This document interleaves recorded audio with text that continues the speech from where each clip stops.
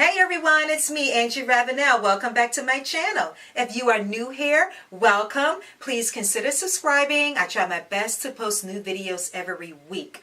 Today I'm going to be talking about healthy hair. I'm going to give you my top 10 tips to achieve healthy hair. If you're interested, keep watching.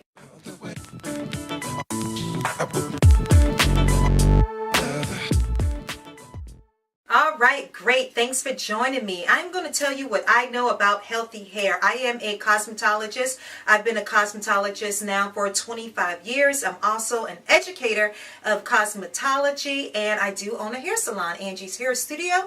Check it out, www.angieshairstudio.com. Shameless plug, I know. But anyway, I want to talk to you about my top 10 tips. So here they are. Number 1. All right, you want to make sure you clean your hair. You want to make sure you clean your hair and your scalp. A clean, healthy scalp will only lead to healthy hair. It will promote more hair growth if you keep your scalp clean, free of buildup, free of flakes, and it's going to help with the circulation. And there goes my phone. Let's turn that off. All right, it's going to help with circulation. It's just going to lead to healthy hair. So you want to make sure you do that. Focus more so in the scalp area and do a great rinsing. Rinsing is just as important as shampooing your hair. You don't want to focus too much on the ends and strip it of its natural oils because the ends are kind of more worn. They've been with us the longest. So when you rinse the shampoo out, that gently cleans your ends as well. So how often should you shampoo? You want to consult with your stylist.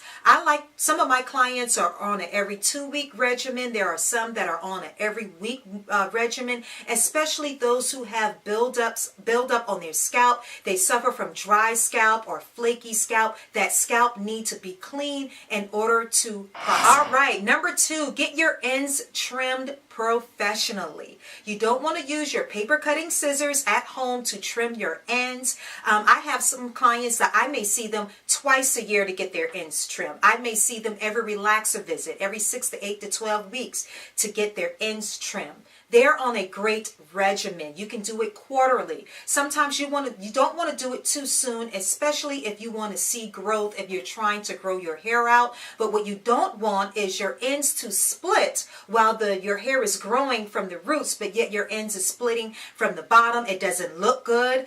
It looks frayed. You can see through it, and it doesn't even hold a style nor curls. So make sure you get your ends professionally trimmed. All right, number 3, you don't want to get chemical services done too often and too soon. Okay, and this is what we do. I own a hair salon. We do relaxers, we do texturizers, we do color, we do highlights. That's what we do in the salon. But you don't want to do that too often, and you want to have time in between those services, because any chemical services done with your hair will rob your hair of moisture. And it will damage your hair. It will dry it out. So you don't want to get highlights done too soon. You definitely don't want to get a relaxer done too soon. You want to wait until you have enough new growth to have a successful relaxer, so you're not going through overlapping. Too much overlapping will cause your hair to break, become dry and brittle, and it will break off. So you want to make sure you come up with a regimen on when you should be getting these services done. Number 4, you want to deep condition regularly. Deep conditioning is very important because it's deep. It's going to penetrate the hair shaft. It's going to nourish that hair. It's going to build moisture back into that hair, or even strengthen the hair with a protein deep conditioning or a moisture-based deep conditioning. That's very important. Once again, you want to come up with a regimen. If it's every once a week or every 2 weeks, depending on the condition of your hair. I try to keep my clients on a deep conditioning regimen. That's really important. It's going to do so much better than a leave-in conditioner or a regular conditioning treatment. A deep penetrating conditioner is what's going to help you keep the moisture level in your hair. This will reduce breakage and split ends as well. Number 5, stop the heat styling all the time. That's a biggie, especially when I get new people in and I talk with them, we consult, and I'm like, well, how often are you curling your hair? That's a question I like to ask. And they give me this look every day. And I'm like, okay, we cannot be doing that. You cannot curl or flat iron your hair every day and expect your hair to prosper. It will not work. It's robbing your hair of moisture. And especially if you're chemically treated, you're already robbing the hair of some moisture. And then if you're going behind it and flat ironing or curling it every day, especially on soiled hair, you just frying that product that's left on the hair into your shaft, and you don't want to do that. So do not heat style every day. The best time to heat style is after a shampoo and conditioner. Okay, for those clients that are saying, but my hair isn't looking its best, I gotta go to work. Most times those people have fine hair. Their hair isn't holding up. Their hair isn't holding the style because the hair is so fine and limp. And I understand that. But I suggest getting a haircut. Getting a haircut that will support your hair. It would allow your hair to last longer and look more stylish. And that way you won't feel the need to curl your hair every day. Okay, number 6, don't pull your hair too tight. This is a big no-no. This has been going on for many years, and you guys know what I'm talking about. You see people with excessively receding hairlines because they've been braiding their hair for years, and it's just pulled on their root and it damaged their follicles, and it causes the hair to recede, which is called traction alopecia. Over a certain period of time, if you continuously pull your hair up or pull it too tight and keep like rubber bands or the little barrettes in the hair, and you're rubbing against that when you're sleeping, that is called traction alopecia, and sometimes that cannot be reversed. So you don't want to pull your hair too tight. If you do it that day, okay, that's fine. If you're pulling it up in a ponytail, but do not do it continuously or for a long period of time. Trust me, it will break your hair and cause damage.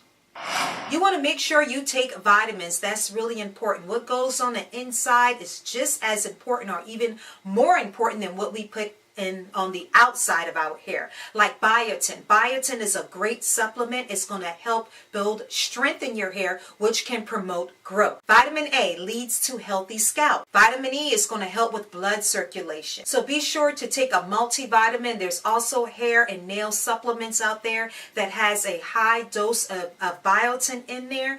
Our body naturally produces biotin, but rather it's enough. Who's to say? It's hard to get some of these supplements that we need naturally, but it's okay to take a supplement, and that's really going to help you out. All right, number 8, you want to drink lots of water. You want to douse yourself with water. Water is very important. You're going to notice a significant difference in your hair, in your skin, in your nails. It's just a healthy way of thinking. It's a lifestyle, so you want to make sure that you getting in plenty of water if you want to see change in your hair, if you want to promote healthy hair care. Scalp massages. This is really a great tip. This is going to help promote circulation to the follicles. It's also going to help remove dead skin cells. Now, it's a fine line with a scalp massage. This is something that's gentle. You want to put a little natural oil on your fingertips and just lightly massage those areas or massage your scalp.